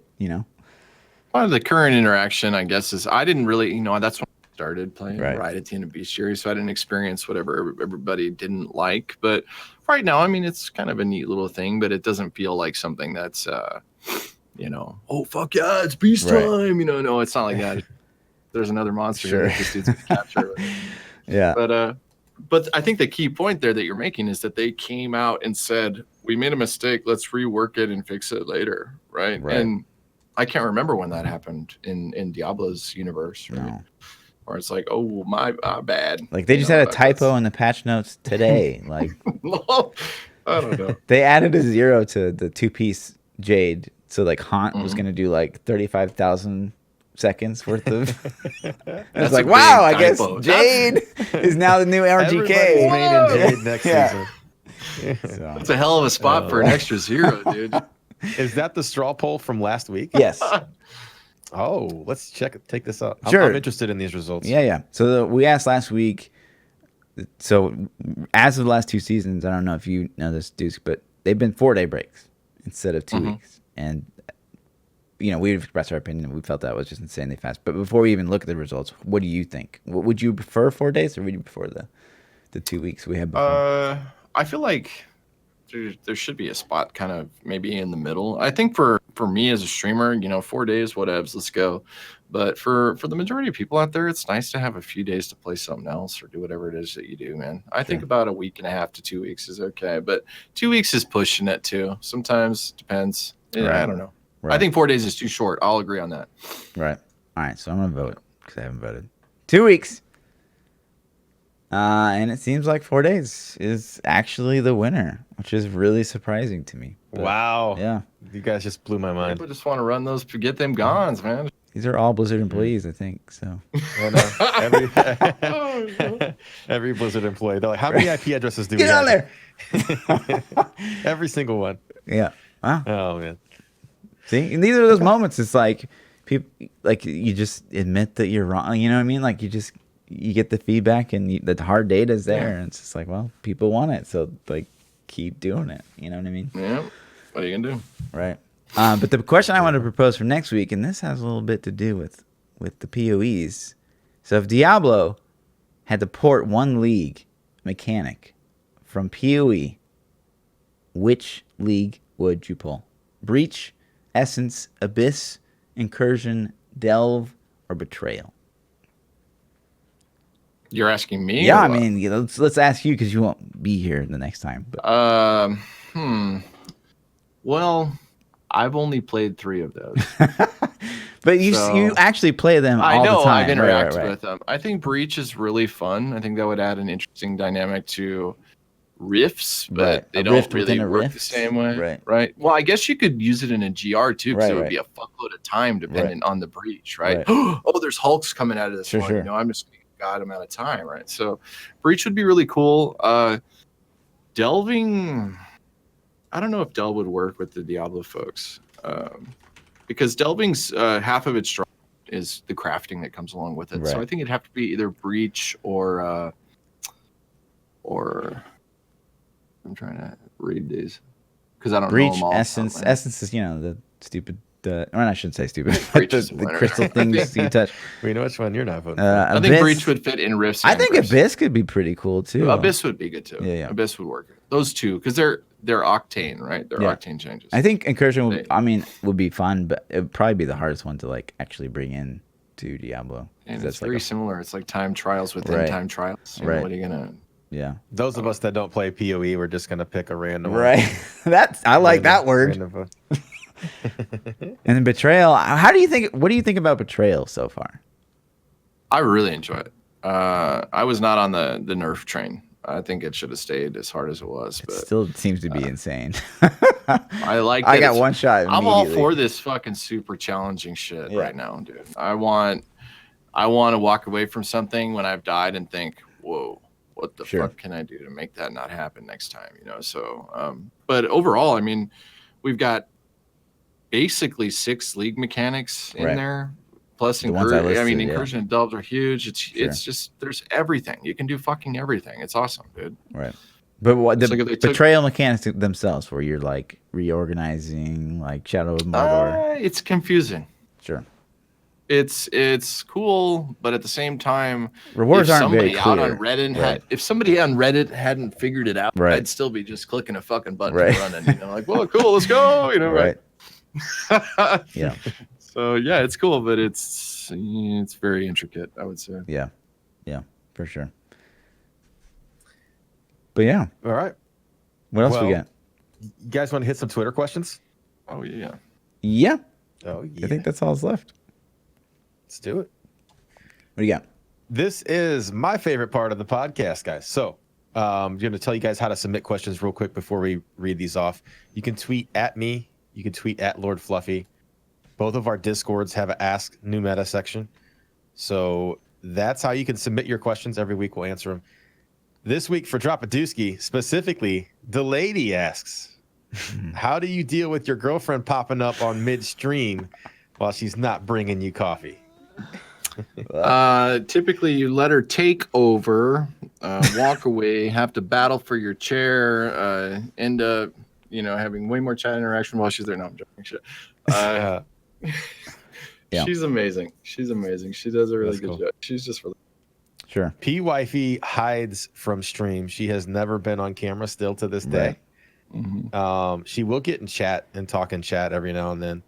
And it's scary, man. It makes me nervous because you never know what she's gonna say. Like she could rat me out on some stuff. She's got all the juice, She needs to get on. So I gotta give this look, man. She could tell when I start getting this look that she knows she needs to be quiet. So. This look, wow. Is it this look? No, no. Stop it. I'm like, hold on a second, guys. Mute camera off. Start screaming.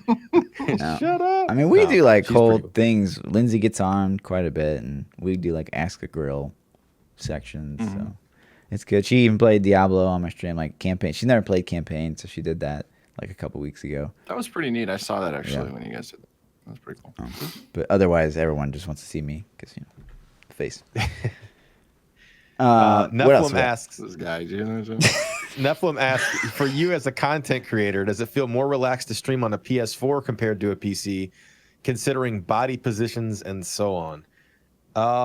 Yeah, I think so. I mean, holding the controller is, you know, you can just kind of sit here. Yeah. But it's not a big deal either way, I don't think. I mean, I love, like, to me, woo. Wait, have it? Hold my, like, scuff. Are you kidding me? Like, this feels like a part of me. And, like, even though I play so many hours a day on a keyboard and mouse, like, it's never going to feel like a controller feels to me. Like, I just love it. I love the feeling of a controller. But that being said, I have literally not played a console game. Like, I didn't even play the new COD on console. It's only PC because, like, consoles are just, to me, they're dying. So, yeah.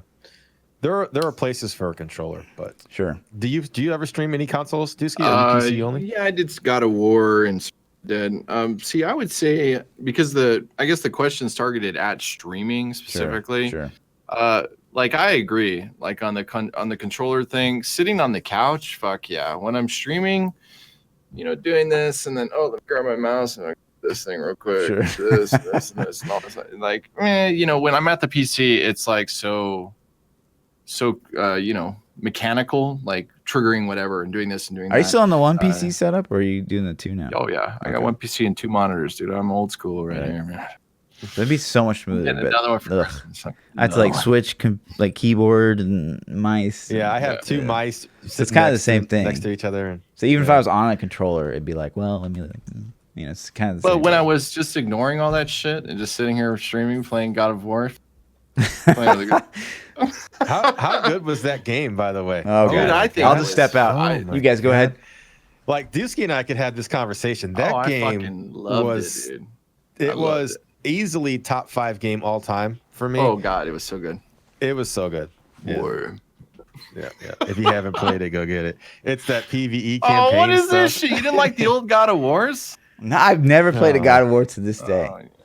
If it has the story in it, Dusky, he doesn't like it. If it doesn't have like multiplayer competition, I'm out. Does Halo and Diablo? Okay, let me ask you this, Dusky. This is something Fluff advocates.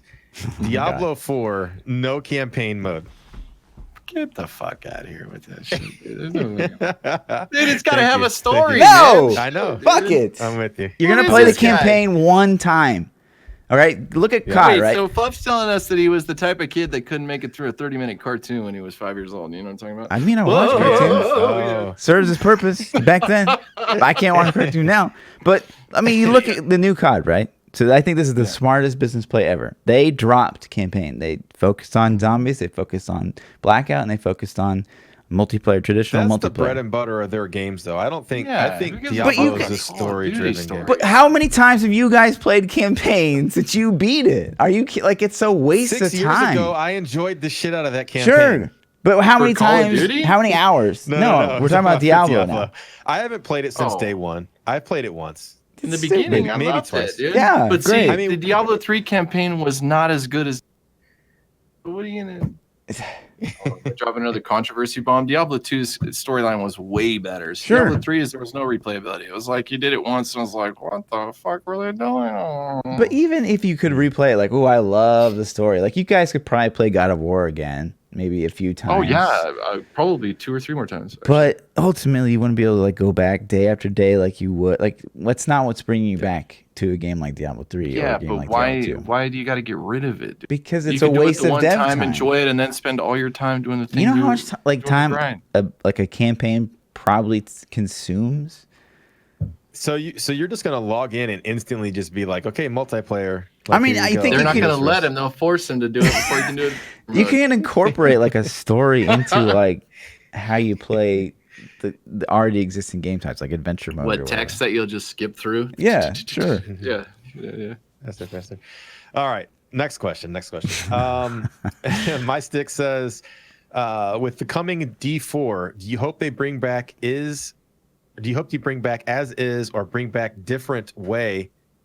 Throw the F out from D3. I think is what he's trying to ask. Is he's asking us, what do you hope they bring forward from D3 into D4, and what do you hope they completely get rid of?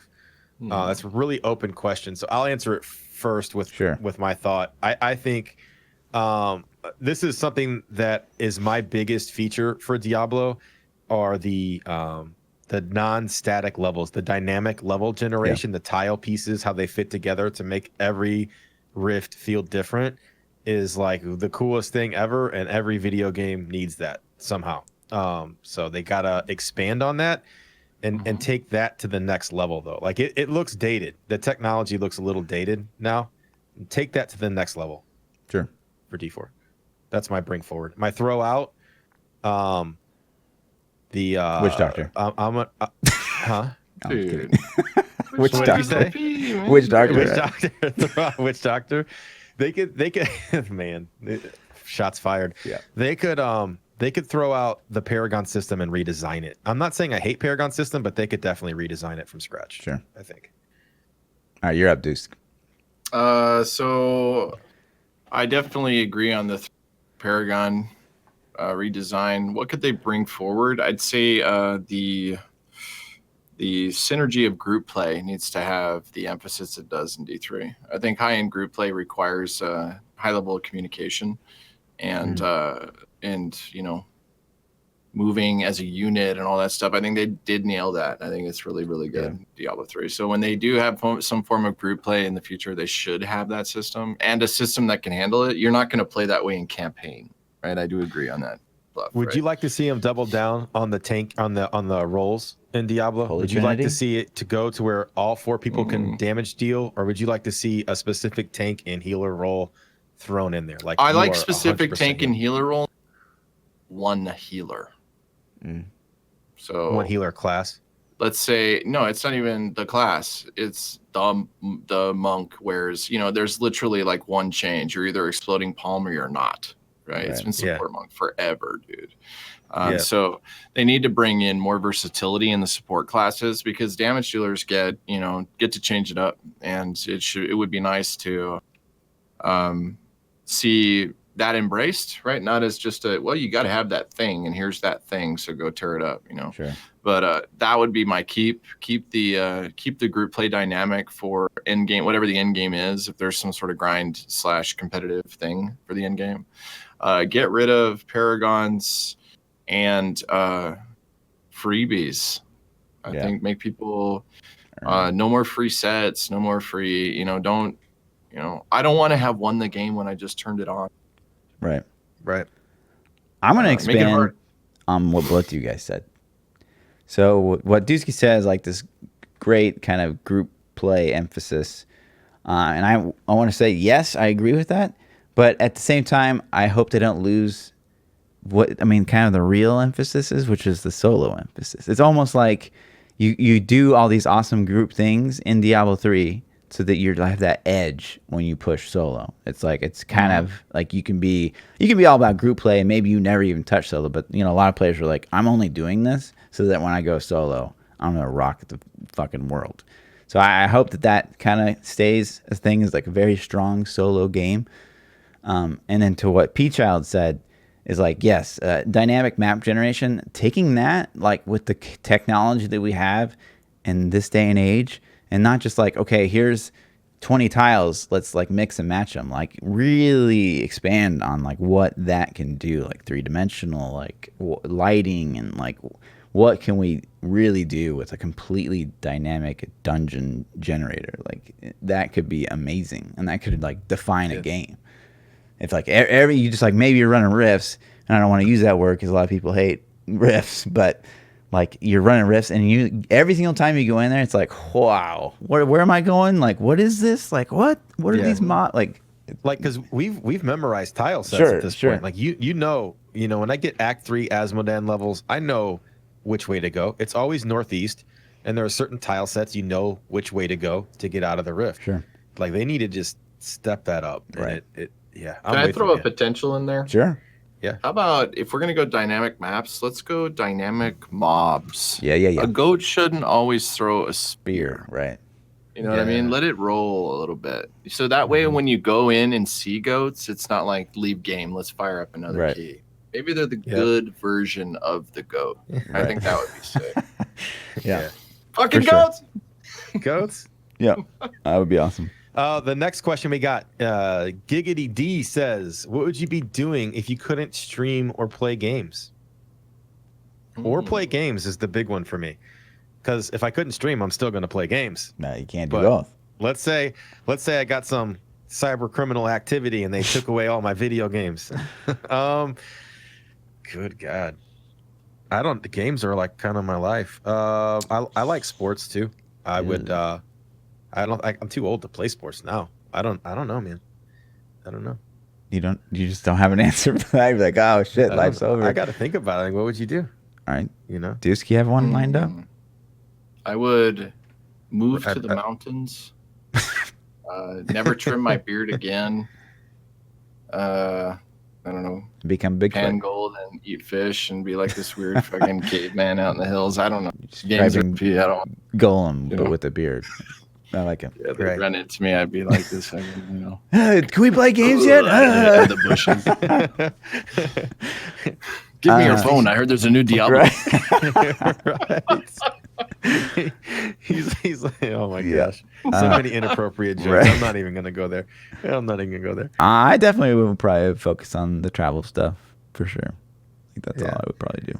I used to be really big into cars. Like I have a pretty nice car, and I used to race cars a little bit. So I'd probably get into that again. That's an expensive hobby, though. Like it makes streaming look dirt cheap.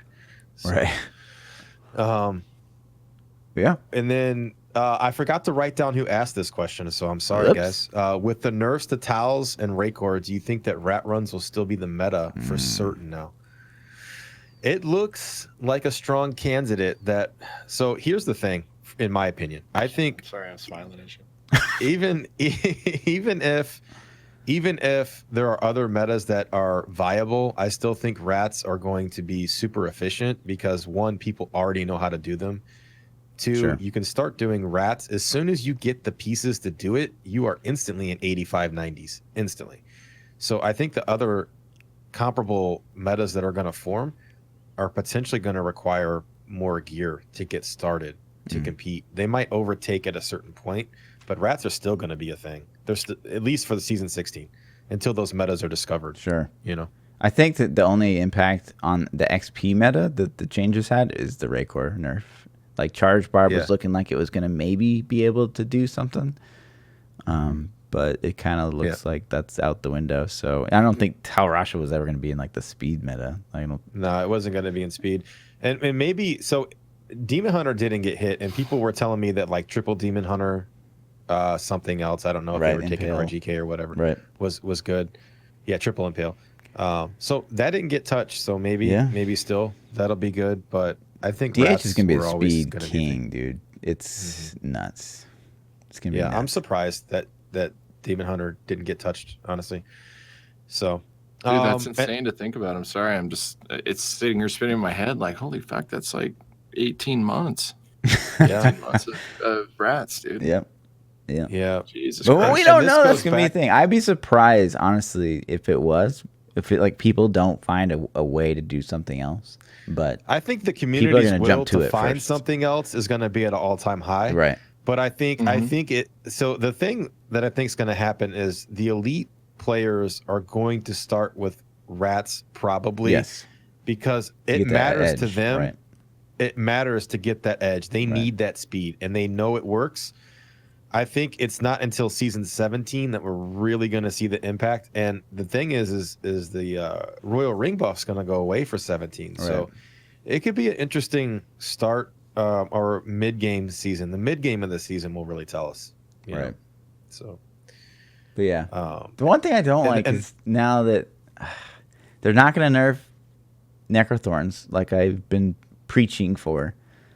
And it's like the meta is the same. It's going to be the same. It's support monk, support barb. Fire star packs is basically just Tal Rasha star pack now, and Aria's Thorns. Like it's the same exact thing. So all they had to do was nerf fucking Thorns on Necro, buff, and whatever. I'm not gonna go down that route. Yeah.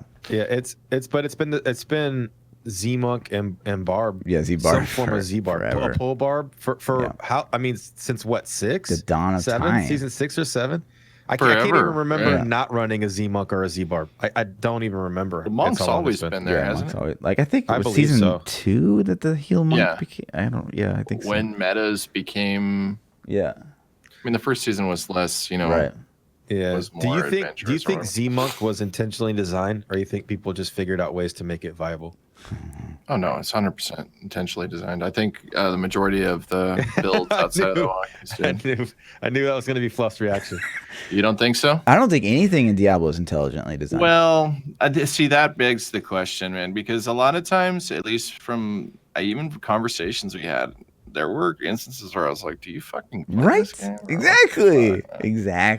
You fucking play this game? So maybe Fluff is right in that instance. I used to think they intelligently designed things, but I don't know anymore, man. Fluff's kind of he's pulling me over to the dark side. We used to joke about it on my stream all the time. Like they're sitting at the Blizzard headquarters, like, "Did you just see that? I got a 55 down. I get that fucking 70 soon, bro." Right. What the fuck? Oh my gosh. Yeah. Paragon 300 this season. What'd you get? Yeah. This is the last question that I have is from Demonic Grizz, and he asked if this is the last patch we get for Diablo 3, and if Diablo 4 never comes, where do you, as content creators, see the ARPG genre headed? I think PoE is in a beautiful spot, man. I think Blizzard has handed them a silver platter with the ARPG market. I think as long as PoE can continue to do what they're doing, their game is going to get better and better and better. Blizzard's got to step it up. Aside from them, Lost Ark, man, looks beautiful. Looks beautiful. And I kind of hope, and my answer to this is I hope it's headed in the direction of Lost Ark. I didn't play it, but I watched Fluff play it quite a bit, and I've read some reviews. It looks like everything I want in an ARPG. So, yeah, looks good. I would say that a wise man would have noticed that PoE had 115,000 viewers at the start of the Betrayal League. So I think we could expect to maybe see other action RPGs also emerging as well over the next couple of years. I think it's getting more popular. There's been a reemergence of the action RPG, and I think we can thank GGG for that in a lot of ways. For sure. And I would not be surprised to see some titles that we've never even thought of. I mean, I know Wolcen and Last Epoch are out there as well. Grim Dawn just got an update, right? I don't know how good it is or whatever, but I think the genre will expand. Right. I also think they're going to stay with that free-to-play market, too. I think that's the future of almost every game. Right. And I don't really know how I feel about that yet. It's really cool to be able to jump into those free-to-play games and check them out. Yeah, but at the same time, I don't want to be microtransactioned to death either. Like that feels bad to me on a level, and I'm not saying that any of the games we play now do this, but I don't know, man. I want to be able to. I'd rather have a subscription fee personally, and maybe that's my old school mentality because I did play WoW for so long. But I guess, well, you answer the question first, Fluff, and then I got a follow up for Dusky. Sure. What question was it? What were we talking about? Where do you see the genre headed? Microtransactions. The genre headed. I mean, Lost Ark, amazing. From what I've seen so far, we talked about kind of what I think could not work maybe a couple weeks ago. So I hope that they make improvements there. But I mean, I think PoE has this huge market, huge potential. I think PoE really needs to try harder to cater to introducing players to the game because there's just nothing there currently, and I don't think they'll ever really just blow up unless they can do that somehow. To get new players, to get new players. You're saying marketing to new players? You're saying getting a new player in the game and then explaining to them how to play? Exactly. Because you start with PoE, you got PoE Wiki up, you got PoE Planner, you got 20 different websites you got up at one time just to try to figure out what the heck is going on. So yeah, I think anytime you have to leave a game, we've talked about this, anytime you have to leave a game to go do something or to try to figure out what you're doing in the game, it just feels bad. It's bad design. Yep. So I think, but there's so much there. There's so much there. When we talk about week after week, it's we're so jealous of people that love PoE because it's just wow, what a great company, you know. So the follow up I had, Dusky. Let's say this: if PoE had an option, I don't know how. I guess I can't even really ask that because it's not a fair question. But would you be okay with playing PoE if it had a subscription base, but all those microtransactions that are in the game were earnable in the game in some way? Like all those things are there. It's like, let's say, and I don't play, so it's hard for me to like really describe, but let's say like some really cool cosmetics were tied behind delving, and some really cool cosmetics were tied behind, you know, the new little bounty system that they have going on.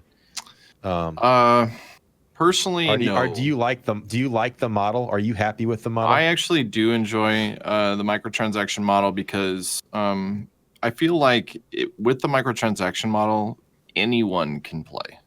You don't have to buy the transmogs. Now, granted, it's not going to look as good, but at the same token, you know, well, I can't afford to look that good. It's like, yeah, well, you got it for free, man. You know, you can still play it for 15,000 hours and enjoy the game for nothing. What I don't want to see is the double dip, man. Like, WoW's a good example of that right now. You pay a subscription fee, then you can pay $25 for a dragon mount. You know what I mean? That's double dip. I think that the double dip is overkill. I think typically if there's going to be if you pay a subscription, you should have access to just about everything. Unless, you know, those very rare instances where like they sell a mount and all the profits go to, you know, a nonprofit that's, you know, helping kids or whatever. It's one or the other, in my opinion, you know. And I'm the same with a full-fledged title price too. Like it kind of, so like an example I have of this was Assassin's Creed Odyssey was phenomenal. Great game. Totally awesome.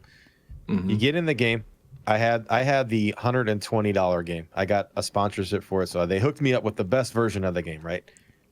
In the game, the coolest looking shit was still behind microtransactions. I still had to pay $15 to get the coolest looking skin in the game. And that's with the $120 version of the game. That felt really, really bad to me. But the game was so good, I overlooked it. I was like, oh, I can deal with that, I guess. But I don't like that double dip. I think these guys they're pushing so hard. I don't think they should. Like, to be fair, PoE is actually starting to address this. I've heard them talk about it in multiple things. Like some of the newer items, they don't look like complete shit. You know, so when you get them, you don't need the MTXs. Whereas like old school stuff, you know, the tabula, you look like, you know, an overgrown child running around in a white t-shirt, you know, unless you got an MTX, right? So they are sort of addressing this, and they've actually spoken to it. I can't remember where I saw it, but I remember somebody talking about like, yeah, we've kind of designed it to look a little better and be at least you don't look terrible. So I do feel like there should be some balance there too. Like you can't have everything in the game look terrible and only be able to look cool with MTXs. But if you invest the money, you are going to look really, really badass. You know, like that should be the option. I think that's how about their pricing? Like $40 for a pair of wings. Do you think that's reasonable? Are you okay with that, dude? What are you asking? Like somebody paid $3.5 million for a piece of fucking paper with paint splotches on it, dude. I don't know, man. You know, how do you price them, dude? It's MTX, man. I don't know, man. It's art, I don't know. I feel the same because like my kids are like, you know, they're kids and every kid plays Fortnite. So my 13-year-old, my 8-year-old, they love Fortnite. And they want to, I swear this is not an exaggeration. At least once a week, maybe twice a week, they try to ask me for money to buy skins in Fortnite. They have so many damn skins in Fortnite. And I'm just like, $20 for a skin? But Fortnite's raking it in. People are buying it. So it's like, to me, $20 for a single skin is like, what? That's crazy. You know, like, can I get a pack of skins for $20? Like, what's going on? Let me ask a question, because I think this is like, it's definitive of one of the Diablo 3's failures. Dusky, I'm not going to ask you how much you spent on microtransactions. How long into PoE, which is a free-to-play game, did it take for you to spend more than you had spent purchasing Diablo 3? How long into playing the game had you already spent? 1 week. Yeah. I don't mind talking about how much I've spent, dude. It's because I've spent pretty astronomical amounts on League of Legends skins as well. Sure. So I play video games. That's it. You know, outside of going to Taco Bell and going to the movies every once in a while, that's about it. And then fishing twice a year or whatever. if I enjoy what I'm doing, I throw my money at it, dude. So in PoE, I've easily spent hundreds of dollars already, you know. Right. Also, we're content creators. I like my character to look flashy. You know what I mean? I like to look good when I'm running around. So I think it was a utter failure for Diablo to not offer something like that. Right. Like, why, dude? And they had time to fix it. The microtransaction scheme wasn't the same in 2012 when the game was released, or 2008 when they probably started designing it. And that's cool. But it's 2018. You've had 6 years to develop and implement. You have cosmetics in game. You have portrait frames. You have wings. Dude, every stash space, like you could sell all 3 of those things. And I'm sure you could get somebody to code that in less than a year. You know, I don't know how long it would take. But it's the same for me. Like my kids have, and it kind of makes me sick to admit, but my kids have spent more on Fortnite than any other game that I've ever bought them. And I buy them a lot of games. But they buy the season pass every 3 months. And they probably buy a skin on Fortnite every 2 weeks. Both of them. Jeez. And these are just my kids. All of their friends are worse because I'm kind of like, you know, I just bought you a skin last week, homie. Chill out, you know. I need it. Right? But Dad, it's only gonna be there for one more day. Please, please, please, and he'll never see it again. Like that's Fortnite marketed to kids. Did it good. It's a good they model, got the kids, and they like it's crazy, man. But we've spent probably a couple $100 on Fortnite skins, and the game's free. You know? I think one other thing to add to this is you have to take into account the type of game it is. Like action RPGs are the type of game that people sink thousands of hours into. It's one of the, you know, it typically becomes the only game they play with a couple of little things sprinkled in outside of that. So without an MTX model in place, you've effectively, you know, you're not only not making money, you're not making any money, right? Because they're not buying your other products. They're not playing your other games as much because they're playing that game all the time, right? If they're hooked, right? But granted, most people play other Blizzard products, but comparatively as an action RPG fan, you know, it's 100 to 1, right? I'll put 100 hours into Diablo and maybe 1 or 2 hours into, you know, Heroes or whatever. I'm not going to be over there spending money. I'll be spending money over here. You know, you need to have it.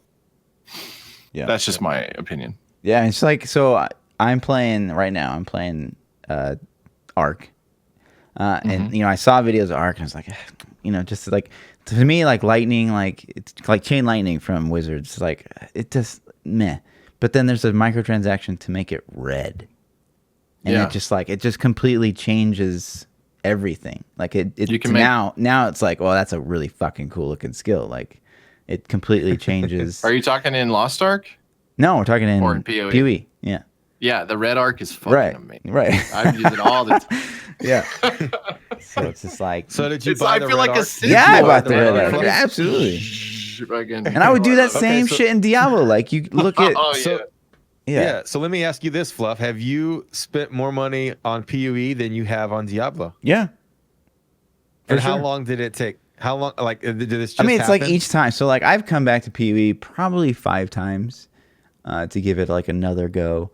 You know, like the first time I played, I think I got like the currency tab. Second time was like, okay, now they have a map tab. And then it's like, okay, now they have fragment tab. Like I bought all the tabs. You used to actually have to buy a special tab to sell items. So I bought that too.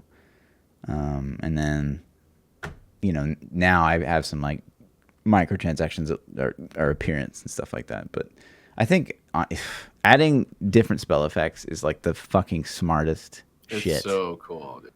You can possibly do in a game, because it's like you're not even like changing a rune. You're not changing how a skill looks. It's like some people may not play like Blood Nova because like, well, I don't want my Nova to be like bloody, like, you know what I mean, like for Necro, like. But if you can make it like, oh, it's an Ice Nova now because it's just blue. It's the same fucking thing.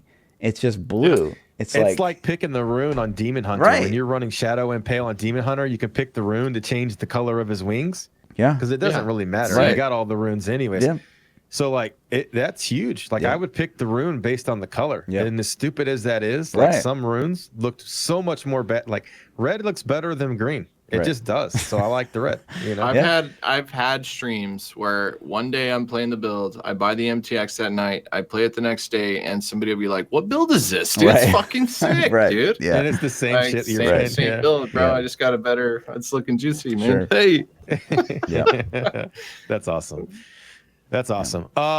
That's all the Twitter questions we have. So if you guys want to ask Twitter questions next week, at ThaPChild, at Lord__Fluffy, or join our Discords, and you can do it there. The next one's gonna be Brevik, right? Yeah, next week we're off, no podcast because it's Christmas, and then the following week, so 2 weeks from today, David Brevik, January 1st. So submit your questions if you want to ask David Brevik questions. Submit them there. Dusky, tell us where we can find you at, man.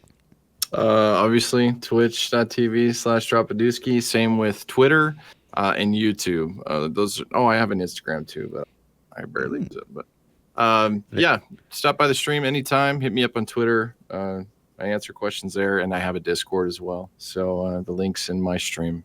And if we're wrapping, I want to say thank you to you guys, man. This has been a cool experience. First time, and I feel honored to be the first guest. Yeah. Thanks for being our first. It was awesome for being on, man. Thank you so much. Awesome guy, man. I'm glad that we got to pick you to be the first guest. I wouldn't have wanted anybody else, dude. You're awesome. Thank you guys. So that's it. I'm ThaPChild. You can find me on twitch.tv/ThaPChild. Same for YouTube's, Twitters, everywhere. It's ThaPChild. Yeah. I'm Lord_Fluffy. Double those underscores on the Twitters. And we'll see you guys in 2 weeks. Peace out, dudes. With David Brevik. Yeah.